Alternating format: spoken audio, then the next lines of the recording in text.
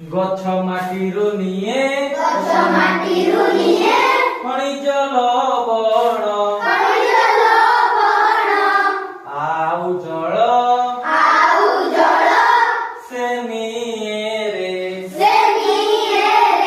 গছ মাটিরু নিয়ে খনিজ লবণ আউ জল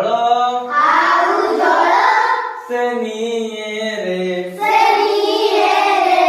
বায়ুরু নিয়ে অঙ্গারকাম্ল সূর্যালোক উপস্থিতিরে শ্বেতসার খাদ্য পত্র সাহায্যরে প্রস্তুত করিছে অম্লজান ছাড়ে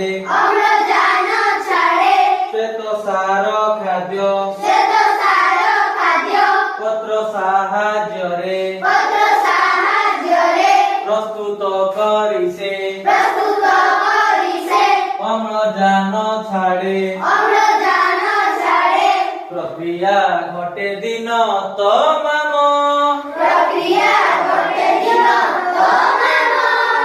আলোক শেষণ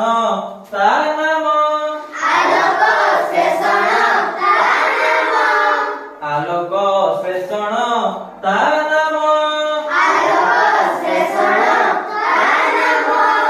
আলোক শেষণ তা নাম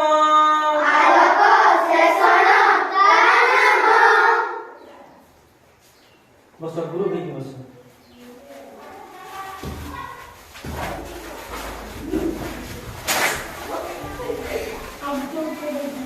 দেখো ছুয়া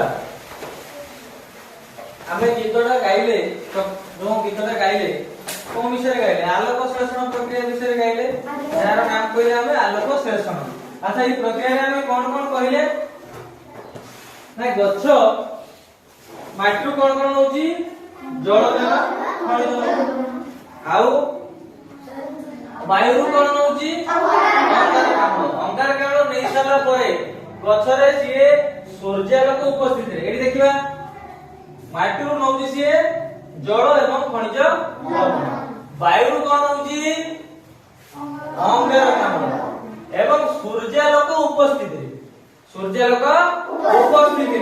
ସିଏ ଶ୍ଵେତସାର ଜାତୀୟ ଖାଦ୍ୟ ପ୍ରସ୍ତୁତ କରୁଛି ଏହି ପ୍ରକ୍ରିୟାକୁ ଆମେ କଣ କହୁଛେ ଆଲୋକ ଶ୍ୱେଷଣ ପ୍ରକ୍ରିୟା ଏବଂ ଏହି ପ୍ରକ୍ରିୟାରେ ସେ ଛାଡୁଛି କଣ ଗ୍ୟାସ ଅମ୍ଳଜାନ ବାୟୁମଣ୍ଡଳକୁ ଅମ୍ଳଜାନ ଛାଡୁଛି। ତାହେଲେ ଯୋଉ ଆଲୋକ ଶ୍ଳେଷଣ ପ୍ରକ୍ରିୟା ହଉଛି ସେଥିରେ ସିଏ ବାୟୁମଣ୍ଡଳରୁ ନଉଛି ଅଙ୍ଗାରକାମ୍ଳ ମାଟିରୁ ନଉଛି ପାଣି ଏବଂ ଖଣିଜ ଲବଣ ନଉଛି ସୂର୍ଯ୍ୟାଲୋକ ଉପସ୍ଥିତିରେ ଶ୍ଵେତସାର ଜାତୀୟ ଖାଦ୍ୟ ପ୍ରସ୍ତୁତ କରୁଛି କାହା ସାହାଯ୍ୟରେ କରୁଛି ପ୍ରସ୍ତୁତ ପତ୍ର ସାହାଯ୍ୟରେ କାହା ସାହାଯ୍ୟରେ ପତ୍ର ସାହାଯ୍ୟରେ ପ୍ରସ୍ତୁତ କରିକି ସେ ବାୟୁମଣ୍ଡଳକୁ ପୁଣି ଛାଡୁଛି କଣ ଫେରଉଛି କଣ ଅମ୍ଳଜାନ ବୁଝିଲେ ନା ନାଇଁ। ତାହେଲେ ମାଟିରୁ ନଉଛି ଜଳ ଖଣିଜ ଲବଣ ବାୟୁରୁ ନେଲା ଅଙ୍ଗାରକାମ୍ଳ ସୂର୍ଯ୍ୟାଲୋକ ଉପସ୍ଥିତିରେ ଶ୍ଵେତସାର ଜାତୀୟ ଖାଦ୍ୟ ସେ ପ୍ରସ୍ତୁତ କଲା ପତ୍ର ସାହାଯ୍ୟରେ ଶ୍ଵେତସାର ଜାତୀୟ ଖାଦ୍ୟ ପ୍ରସ୍ତୁତ କରି ସାରିଲା ପରେ ସେ ବାୟୁମଣ୍ଡଳକୁ ଛାଡୁଛି କଣ ଅମ୍ଳଜାନ। ଏହି ପ୍ରକ୍ରିୟାର ନାମଟା ଆମେ